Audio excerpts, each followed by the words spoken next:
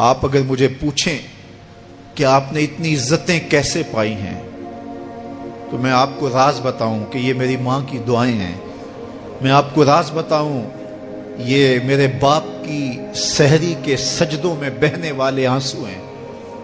میں بتاؤں کہ یہ میرے اساتذہ کی شفقتیں ہیں، میرے مرشد کی نگاہ ناز ہے.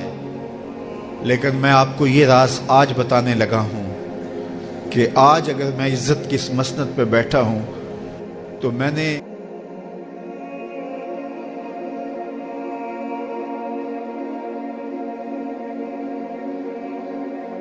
ایک دن جامعہ میں آیا تو رات کا پچھلا پہر تھا اور لائٹیں بھی آف تھیں، تو مجھے قرآن پڑھنے کی مسجد کے ہال سے آواز آ رہی تھی. تو میں رک گیا اور جا کر کے دیکھا تو مجھے کچھ دکھائی نہ دیا. خیر میں نے لائٹیں جلائیں تو پھر بھی مجھے کوئی بچہ بیٹھا نظر نہ آیا جو قرآن پڑھ رہا ہو. لیکن جس سمت سے آواز آ رہی تھی میں اس سمت بڑھا تو میں جب آگے گیا تو دیکھا کہ ایک بچہ سویا ہوا قرآن پڑھ رہا ہے. ان کے تو خوابوں میں بھی قرآن ہوتا ہے. یہ تو جنت کی چڑیاں ہیں. آپ اگر مجھے پوچھیں کہ آپ نے اتنی عزتیں کیسے پائی ہیں تو میں آپ کو راز بتاؤں کہ یہ میری ماں کی دعائیں ہیں. میں آپ کو راز بتاؤں یہ میرے باپ کی سحری کے سجدوں میں بہنے والے آنسو ہیں. میں بتاؤں کہ یہ میرے اساتذہ کی شفقتیں ہیں، میرے مرشد کی نگاہ ناز ہے.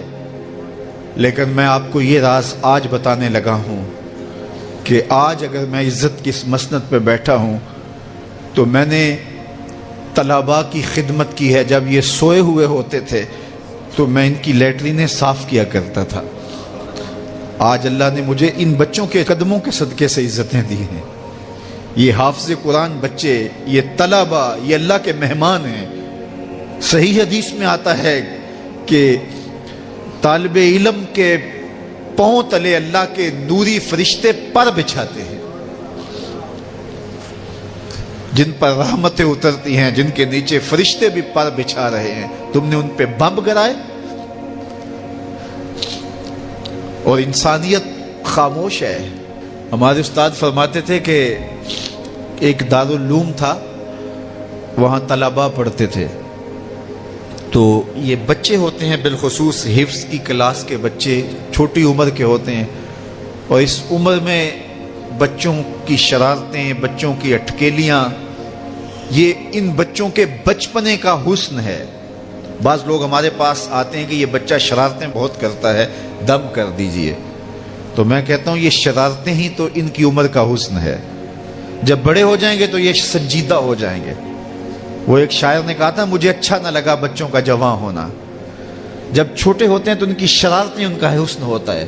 تو وہ سکول میں پڑھتے ہوں، وہ جامعہ میں پڑھتے ہوں، یا وہ کسی فیکٹری میں وہ معصوم بچے کام کرتے ہوں، کسی ڈھابے پہ چائے بیچتے ہوں، تو ان کی طبیعت میں وہ شرارتیں ضرور ہوتی ہیں. یہ ایک بچوں کے بچپن کا حسن ہے. تو وہ بچے تھے اور شرارتی مزاج تھا، اور ایک شخص ان کی خدمت کیا کرتا تھا. کبھی وہ گھی کا کنستر اپنی کمر پہ لاد کے لا رہا ہے، کبھی وہ آٹے کی بوری اپنی کمر کے اوپر لاد کے لا رہا ہے، اور بچوں کی خدمت میں لگا رہتا تھا. بچے تھے، کچی عمر تھی، شرارتی مزاج تھا، تو انہوں نے اس کا نام ڈال دیا حمار، گدھا.